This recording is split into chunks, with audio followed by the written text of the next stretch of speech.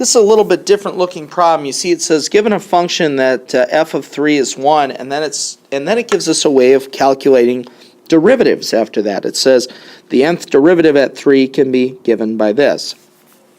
So then it says write the first 4 terms. Well, let's write down what we know. We know f of 3 is 1. Let's write down f prime of 3.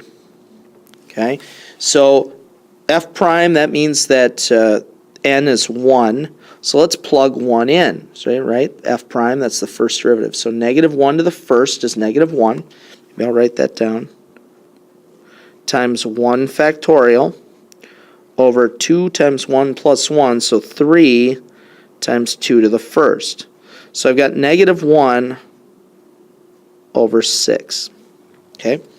Now let's get the second derivative at 3. So now n is 2. So I've got negative 1 squared, so just 1. Times 2 factorial. 2 times 2 plus 1 is 5 times 2 squared. Okay, so again, everywhere there was an n, I made it a 2 because it's the second derivative. So I've got 2 on top and 20 on the bottom, so 1/10. The third derivative, this should be as much as I need to go unless it's 0. The third derivative, so everywhere there was an n, I make it a 3, so negative 1 times 3 factorial over 7 times 2 cubed.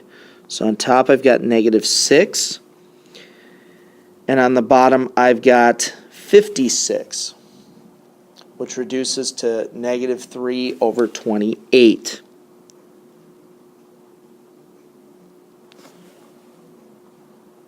Okay, so the first 4 non-zero terms, well, I'd have the 0 derivative over 0 factorial, x minus 3 to the 0. I'd have the first derivative, 1 factorial, x minus 3 to the first.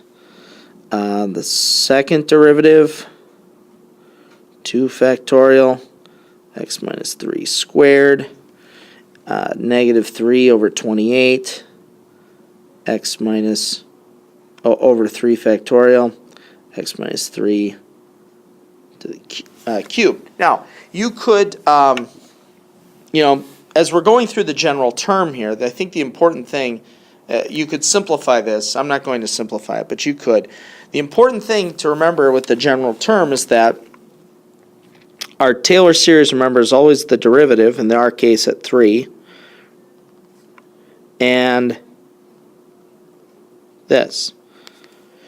Well, we have a formula for this. They gave us a formula to calculate derivatives. So let's just substitute that in.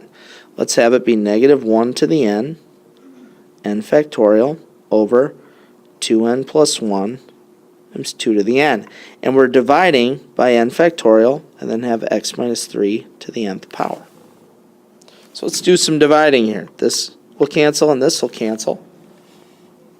So our general term is just negative 1 to the n over 2n plus 1 times 2 to the n, and then x minus 3 to the nth power. So that's our general term.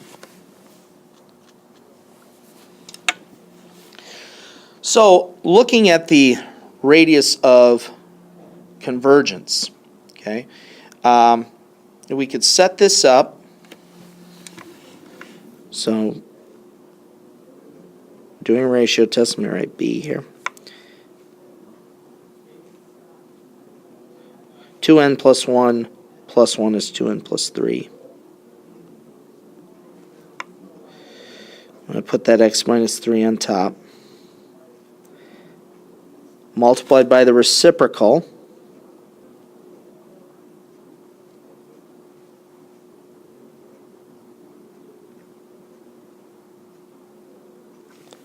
Take the limit. Okay, let's cancel some things out. We got an extra 2 on the bottom, got an extra x minus 3 on the top, got an extra negative 1 on the top.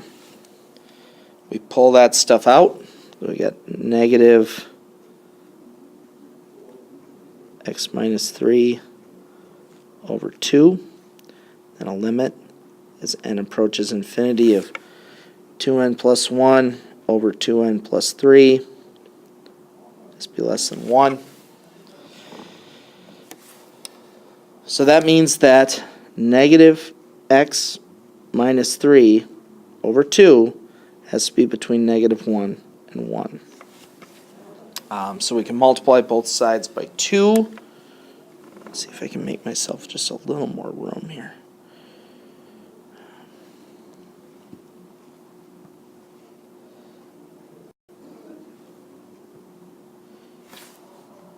I'll do that. Okay, I'll multiply both sides by 2.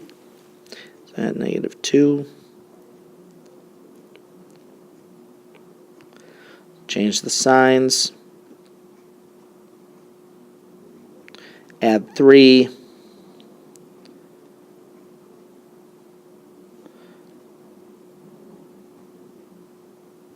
Like that. Now our general term, let me just rewrite it down here. Our general term was negative 1 to the n over 2n plus 1 and 2 to the n, and then x minus 3 to the nth power. This was our general term. So if I plug 5 in, so think about this with me, I got 5 minus 3 to the nth, so I got 2 to the nth, and I got a 2 to the nth, and those would cancel out.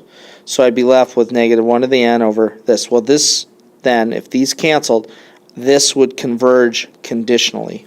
So 5 does work. Okay. Next, I plug in 1. So you got 1 minus 3 to the n. You got negative 2 to the n. Well, negative 2 to the n, 2 to the n, and this. These things kind of cancel out the alternating part. You just have then 1 to the n, or 1 over 2n plus 1. That is a divergent series. So you may want to write those down. I mean, I'm going through this pretty quickly because this is all review, but you may want to think about that, write that down. Now the last question, I just brought this back in here. The last question is, show that the third degree Taylor polynomial approximates f of 4 to within 0.01.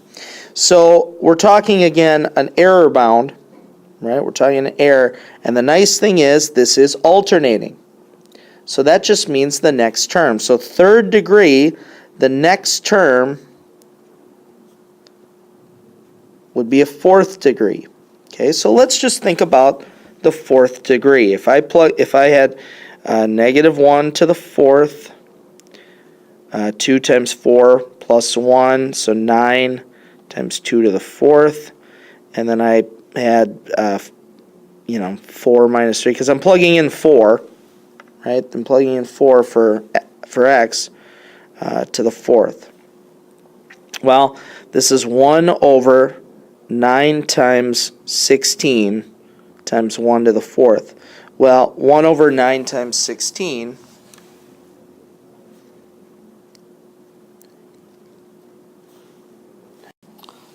is 1 over 144, which is definitely less than 0.01 or 1/100th. So again, going out, if we went to just the third power, the fourth power, the next term out, would give us our error bound. So I just found that next term. And the alternating part really is only important here in setting up the fact that it was that this is how we do the error bound. We really didn't need to include it necessarily here. We don't care if the error is above or below.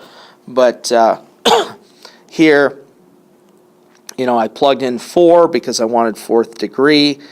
So we ended up with 9 times 2 to the fourth. We simplify it, and it is definitely, the next term is 1 over 144 evaluated at x equals 4, which is less than 0.01.